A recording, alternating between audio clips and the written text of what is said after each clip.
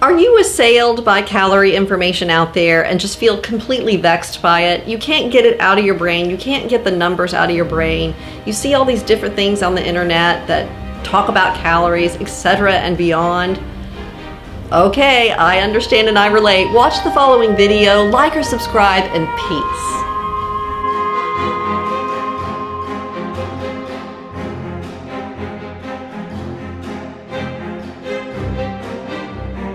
Hello there, my name is Billy Juliana. I'm 49 years old and I have a 40-year history of dealing with anorexia nervosa.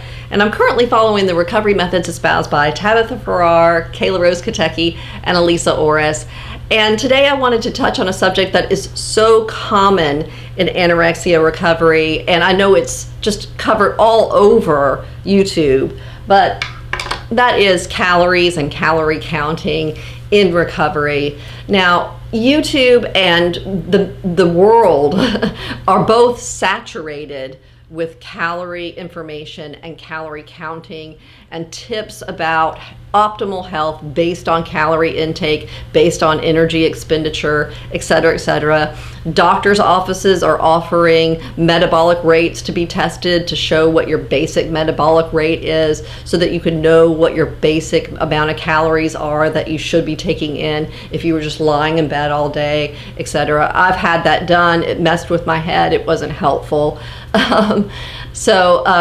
Yeah, calories are a little bit problematic, although I have a little bit of a respect for the idea of calorie and calorie counting, because I do think that if we just start dreaming of calories as something worth investing in or worth investing in our bodies, then maybe we can turn around the whole calorie talk into something that's beneficial. Now, I don't think the calorie talk that's out there right now is very beneficial. It's all through the fitness industry, and a lot of times if we are Googling things on the internet for support when we're in anorexia recovery, we end up getting sent back by Google information from nutritionists and from people in the fitness industry and stuff, and that's not exactly what we were looking for, but we end up reading it anyway, and there's all this calorie talk in there, or there's all this talk about how many fruits and vegetables you need, etc. Then there's talk about exercise and energy expenditure, and then there's all this mathematical stuff that goes on, and it gets down to an equation, and then you get interested in people who are doing cheat day videos, and they talk about how they maintain their beautiful physiques by doing a mathematical equation. They just add up what they eat on their cheat day, and then they parcel out whatever they eat through the week in order to compensate for the cheat day. It's a crazy mess of numbers, and it really messes up our heads for those of us who are coming from anorexic backgrounds. And so all of that needs to go away. That's something that I don't think is very helpful at all. Now, it's impossible, though, to get away from calorie and calorie talk. And there is even a method of recovery within the anorexic community on the internet. It's largely based on the internet, and then there are YouTubers who propound this method of recovery, and that is the mini-mod method of recovery. And at bottom, mini-mod tells you that you should start from a baseline of calories, a minimum of calories, according to your height, your age, and your gender, and that baseline of calories is your minimum, because otherwise if you're under that, you're restricting and you're never going to get recovered. But if you start at this minimum, and if you just eat that, even if you just stay at that minimum, you can possibly achieve a recovery. But they do encourage you in mini-mod to eat above that, to eat to mental and physical satiety and all of that kind of stuff. But they do talk about calories at this minimum level. And I know that for me, when I first ran across mini-mod, because I was going through the internet trawling for new information about anorexia recovery a couple of years ago, and I saw this, and I saw that it did change based on your height and your age. And I worried because I'm like, well, I'm a little on the shorter side. I do fall within the height range that sticks you at 2,500 calories as a minimum. And I do fall in the age range that sticks you at 2,500 calories as a minimum. But gee, I wish I were taller, because then 3,000 calories would be my minimum. And I wish I were a lot younger, because then 3,500 calories would be my minimum, because I'd like to eat a lot of calories, but my minimum is 2,500. And once I get past 50, which is not too far from now, my minimum goes down to 2,000. This must mean that my body is slowing down, and my metabolism isn't going to be working as well. And so, yeah, I need to watch my calories. This is problematic. I just want to say this is problematic. So my basic message about this is throw out mini mod. And I'm sorry to say this, if I trigger people, I really don't want to upset you. But for me, the mini mod thing is not helpful for older people and for shorter people, because you're already looking at those numbers and seeing that the calorie intake minimum is lower if you're shorter or if you're older. And so you're assuming that, oh, well, I don't get to eat as much because, you know, I don't have the height on me and my metabolism isn't as great. And certainly if I'm older, then that means that my metabolism really is slowing down. And so I need to watch my calories, because I don't want to, you know, get older and get obese in my old age. Well, again, that's why I'm saying throw out mini mod. This is so unhelpful. So let's get back now to calories. I don't think that throwing out calorie counting altogether is necessary.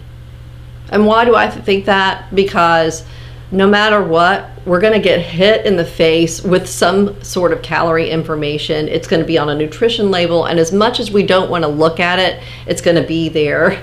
You go to Whole Foods, you go to the pastry case, and you're like looking at all the cakes. They look marvelous, and they have the calorie value pasted underneath each of the cakes.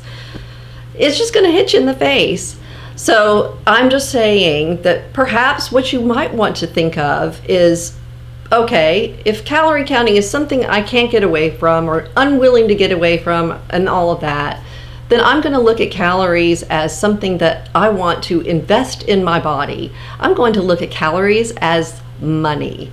Money that I really, really want badly. I want a lot of money. I want to put so much money in myself that I will never fear going broke again. I want to have so much invested in me that I am worth a lot. And so I'm going to put in a lot of calories. They talk about 10,000 calorie challenges. Poof, I can do that in an hour. Give me 20,000 calories in a day. I don't care. Give me that extra thing that has all those calories in it. Let me go to Whole Foods and see what has the most calories in it. And if it's something that I like, I'm going to get it. I'm going to eat it all in one sitting. That's how I want you now to look at calories. If you can't get away from calorie counting, fine. Just say the sky is the limit, which is limitless and ever expanding. And so you can just keep expanding the amount of calories that you want to have and that you do have as you go forward in your recovery, especially for those of us who are older, because you know what? We're getting towards retirement and we need to have a lot saved up. So we need to feed ourselves that much more. So we're going to put a lot more calories into our body. And no, I am not advocating calculating your calories nor counting them.